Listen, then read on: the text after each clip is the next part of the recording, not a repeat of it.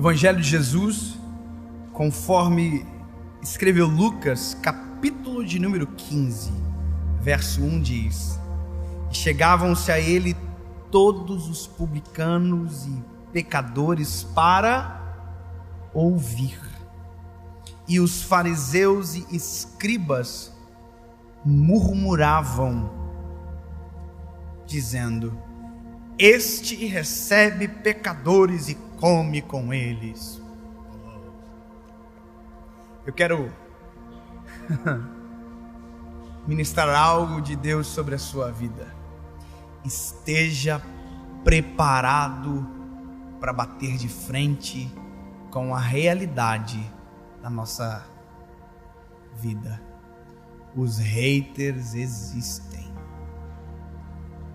Eu confesso que demorei um tempo para entender, para poder ministrar sobre e gerar sim uma resposta, uma palavra de cura, para que a minha geração compreenda que isso é a realidade e que realidade precisa ser enfrentada, mas com sabedoria. Eu vou te dar algumas características, mas antes deixa eu contextualizar você pela palavra, para que você não pense que isso é novo, que quem criou foi a internet. Não.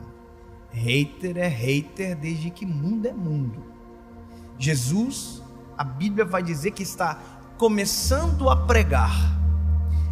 Qual é a frase? O verbo pregar. Ele está começando. Ninguém sofre ataque sem fazer nada. Só acontece quando tem alguém fazendo alguma coisa. Inércia é o melhor remédio para o hater, porque ninguém mexe com quem não faz nada. Jesus só teve hater a partir dos 30 anos. Teve Herodes primeiro, mas só começou propriamente quando o ministério de Jesus começou. Ou seja, só começou quando deu início a uma revolução que nós hoje, por conta dele, temos inclusive um calendário que foi dividido: antes de Cristo, depois de Cristo.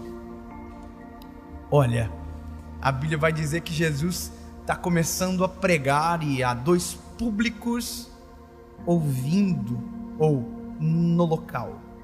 O primeiro, a Bíblia diz, são os pecadores e os publicanos, os que sabem que não merecem, os que não se sentem superiores, os que se sentem indignos, os que sabem que este evangelho não havia vindo para eles. Esses, a Bíblia diz que estão para ouvir. Aí a Bíblia diz que tem um outro povo, os fariseus e os escribas, os que detinham um conhecimento da palavra, os maiorais, os bons, os do clube da alta. Esses não estão para ouvir a palavra. Esses não estão para ouvir Jesus. A Bíblia diz que estes, ao invés de ouvir Jesus, murmuram entre si, falando mal de quem está pregando e mudando o mundo. Ali começava a maior revolução da história da humanidade. Jesus estava pregando e eles estavam discutindo: quem é esse que senta com os pecadores? Quem é esse que cura no sábado, que diz respeito à lei de Moisés? Quem ele pensa que é, hein? Se tem uma multidão o seguindo, alguma coisa está errado. E a Bíblia diz que eles andavam o tempo inteiro clamando contra Jesus, tentando pegar Jesus num erro para desconstruir aquilo que Jesus estava fazendo. Então, todas as vezes que eles viam Jesus cumprindo a lei, diziam que Jesus estava desrespeitando a lei para julgar contra Jesus a sua própria palavra. Ou seja, eu consigo entender a partir de agora que há uma diferença muito grande entre hater e crítico. E você precisa saber disso, porque a partir do momento que você começar a fazer qualquer coisa, a vida vai te apresentar os teus haters. Comece a se dar bem no trabalho, eles vão aparecer. Começa a fazer algo para Jesus e ser visto. Espera, alguém vai dizer que é sorte, alguém vai dizer porque você puxou o saco da pessoa certa, alguém vai colocar você contra a parede e dizer que alguma coisa está errado, alguém vai tentar desconstruir aquilo que Jesus ajudou você a construir. Porque hater é ódio. Hater, hate, ódio. Ou seja, o hater, diferente do crítico, ele não releva o teu fruto. O teu fruto não o interessa. O que o arrebenta é você, naquele momento, de maneira temporal, parecer ser mais relevante do que ele. Porque na cabeça do hater, o seu lugar sempre deveria ser o lugar dele. Na cabeça de quem tem esse tipo de sentimento, isso é uma injustiça. Você viver o que está vivendo, injustiça. E por isso que todo hater nunca consegue reconhecer o que Deus faz na vida de alguém. Ele sempre tenta tirar o brilho para se sentir superior e mostrar que, na verdade, ele deveria estar no seu lugar. A crítica é diferente. E é isso que a nossa geração confunde. O hater com o crítico. Não. O crítico reconhece os frutos e não ignora o erro. O hater vê o erro, odeia o erro, mas antes de odiar o erro, ele já odiava você. E outra coisa, ele não está nem aí para fruto. Ele quer que, pelo contrário, a árvore apodreça, morra e desapareça. Então, hoje nós lidamos com corações doentes em todas as áreas, na família, no trabalho, na igreja, fazendo a obra de Deus. Em qualquer lugar sempre haverão os que odiarão você. Agora, qual é a lição? A lição é que você tem que aprender a reagir com cada um da forma certa. Alguém diz: olha, ele é orgulhoso, ele não responde à crítica. Não, você não responde o hater, porque o hater se alimenta quando você responde. Deixa eu dizer, quem não alimenta o hater faz o hater passar fome.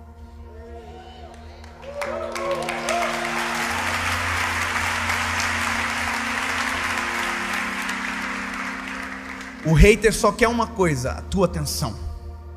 Vou te contar uma coisa pessoal minha, que não é um desabafo, é uma realidade de constatação que eu fiz. Hoje nós trabalhamos em plataformas digitais.